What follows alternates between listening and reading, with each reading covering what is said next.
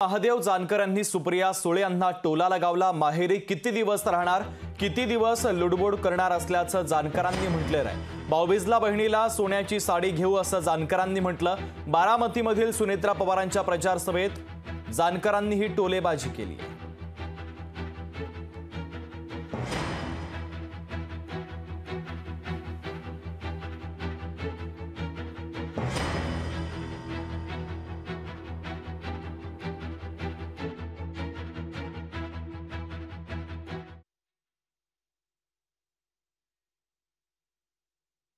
लेकीने माहेरी किती लुडबुड करावी नाही, ती माहेरातून कधीतरी सासरी जाती की नाही हे कधी पाहिलं पाहिजे। मला तर कधी तिकडे जाताना दिसली नाही। तिकडे घर कोणतं आहे त्याचं महाराष्ट्राच्या जनतेला माहित नाही। म्हणून आता या घरात आहे का त्या घरात आहे एकदा ठरवून घ्या, नंतर हे सगळं राजकारणाला सुरुवात करा। लोकशाही मराठी ऐका, पहा, जागरूक रहा।